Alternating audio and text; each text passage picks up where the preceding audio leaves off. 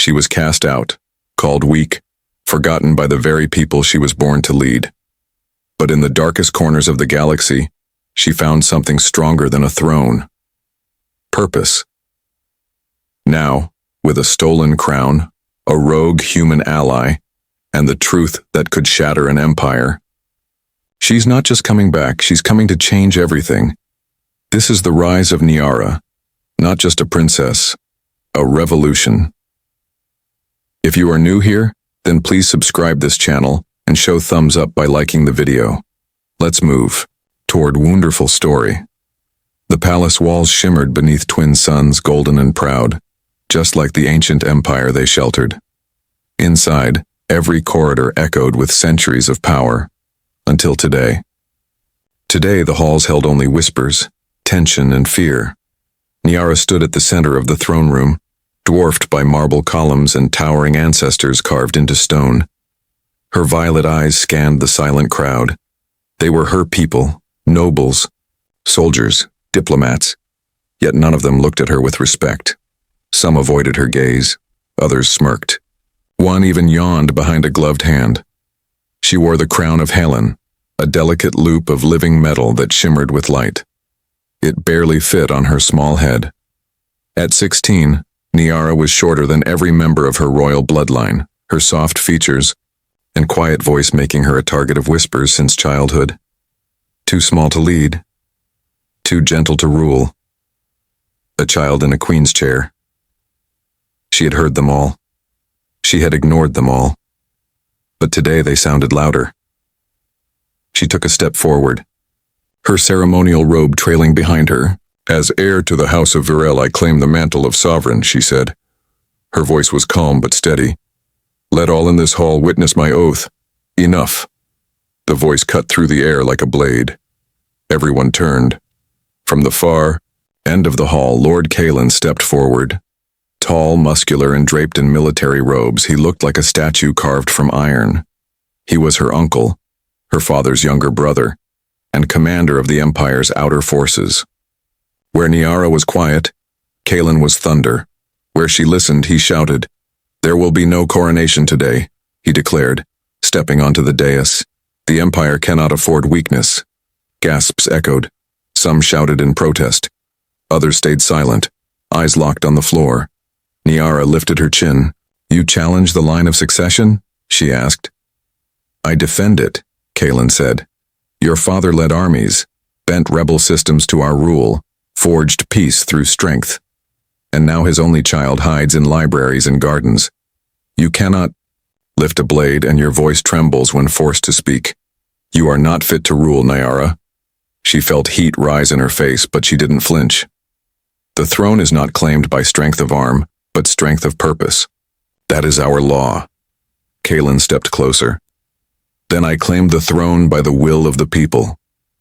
You mean by fear, she replied. In a flash, Kalen raised his arm, and guards loyal to him burst into the room. Shouts erupted as weapons clashed, and noblemen scattered. The royal seal shattered on the floor beneath Kalen's boot. Panic swept the chamber like fire. A hand gripped Niara's arm. It was Ralos, her personal protector. Tall, silent, and fiercely loyal, he had trained under her father and served Niara since she was a child. Without a word, he pulled her behind the throne, opened a hidden panel, and shoved her into darkness. The passage behind the wall smelled of dust and old secrets. This way, he said quietly, guiding her down narrow stone steps. We must leave. But the throne, she started, is not worth your life, he replied. As they moved deeper into the tunnels, the sounds of battle faded. Niara clenched, her fists. Her robe caught on jagged stone, tearing at the hem.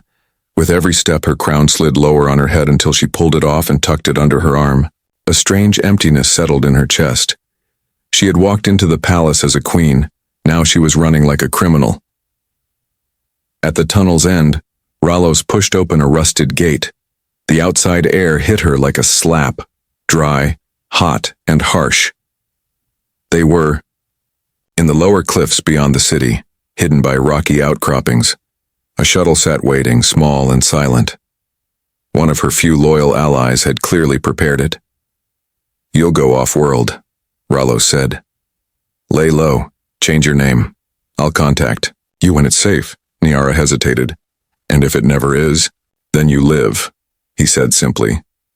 "And that is enough, for now." She stared up at the sky, where the palace towers still glittered in the distance. Part of her wanted to scream, to fight, to turn back and challenge Kaelin face to face. But she knew she wouldn't survive. Not yet. Niara stepped into the shuttle and placed the crown gently beside her. As the engines hummed to life, she whispered to herself, "You may hold the throne, Kaelin, but you will never hold me." Ship lifted into the sky, leaving behind the empire that had called her weak. As stars blinked into view, Niara made a silent promise, not of vengeance but of return. Not just to reclaim her crown, but to prove that true strength is not in size nor in power, but in the courage to rise again, and rise she would.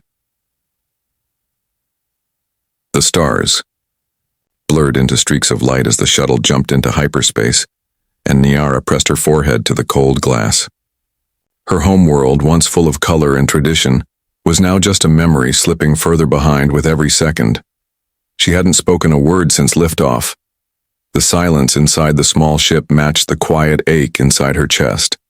Her title, her family, her identity, all gone in a single day. It had been 3 weeks since her uncle's betrayal.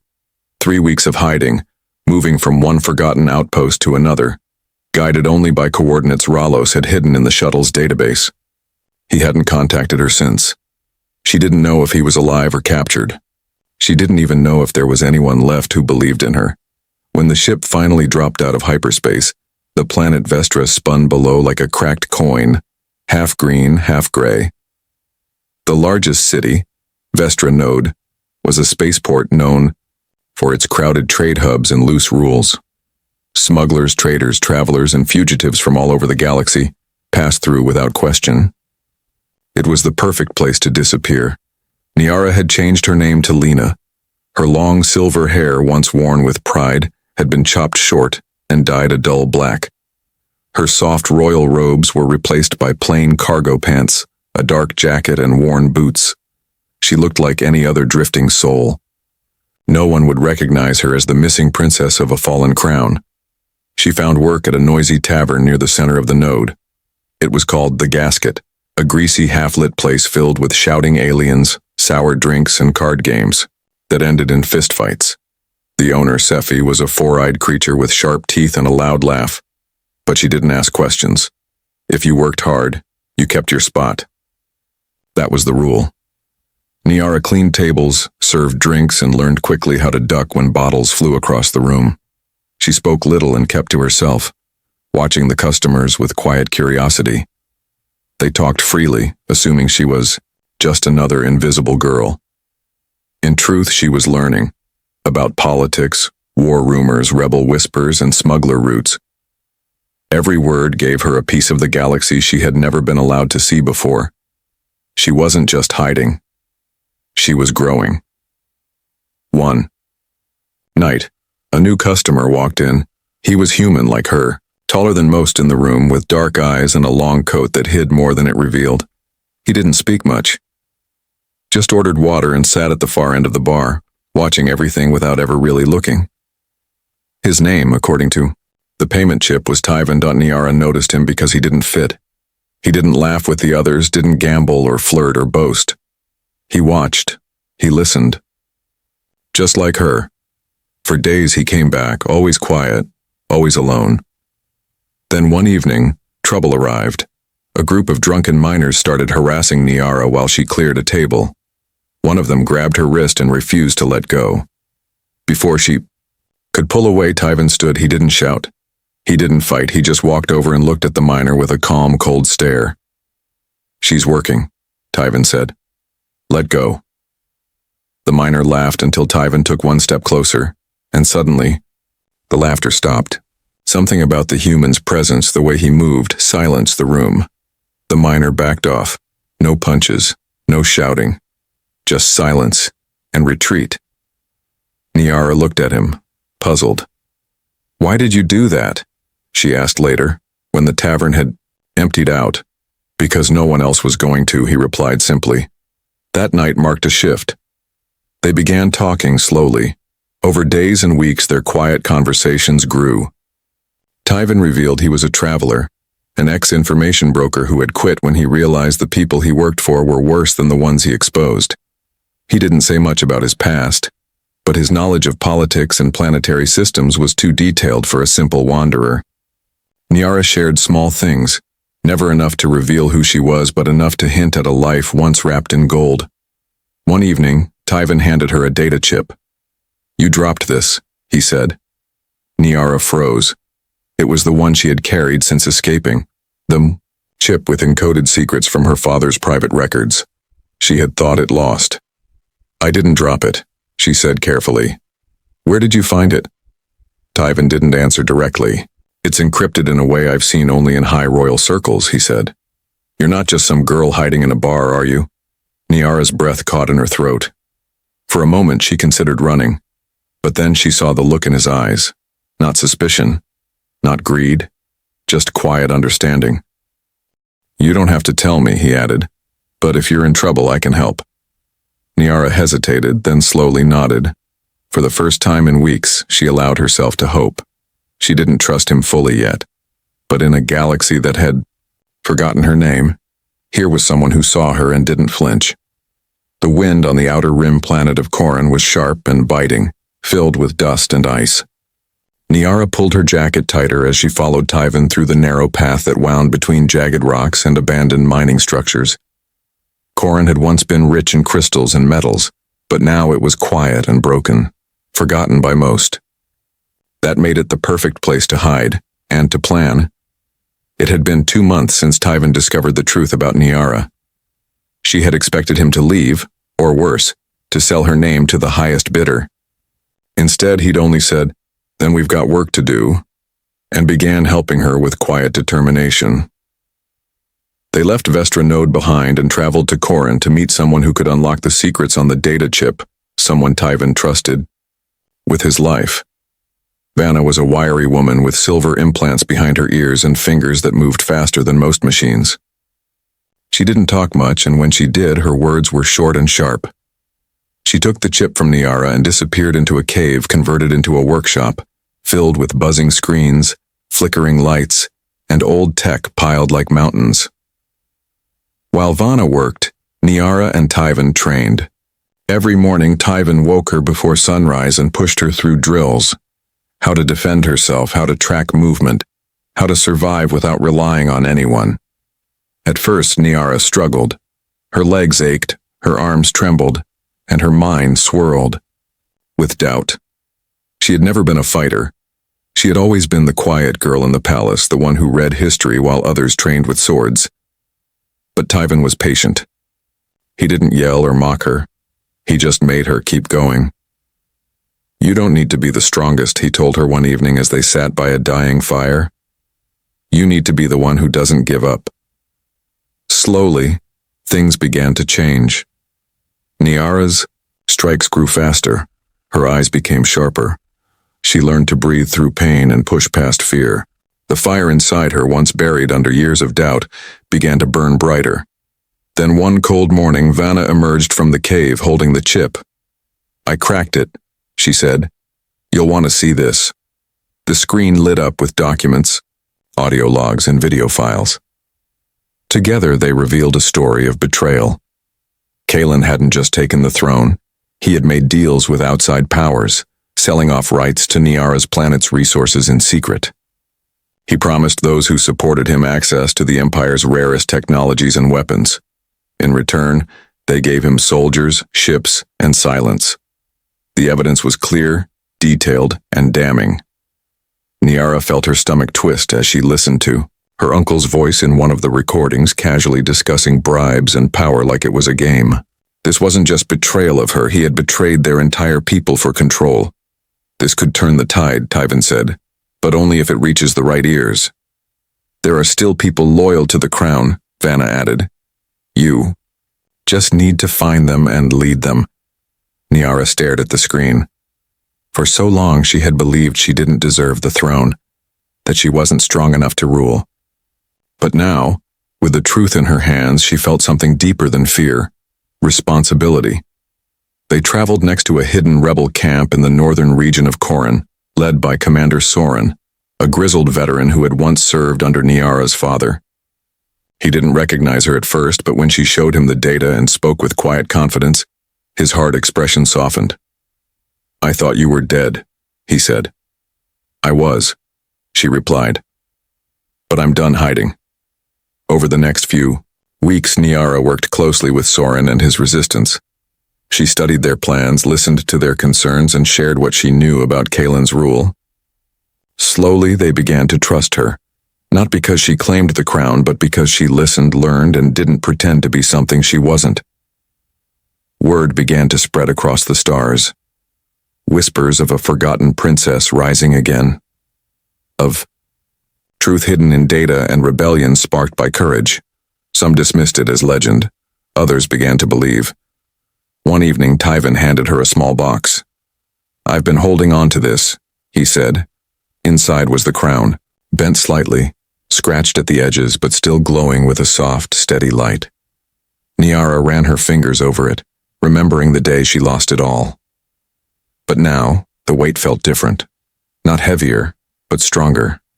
This time she wasn't wearing it because of her bloodline. She would wear it because she had earned it. As the sky above Corin darkened and stars blinked into view, Niara stood before the rebels, no longer a girl in exile, but a leader with purpose. Her voice was calm and clear. "We will not fight to take back a throne," she said.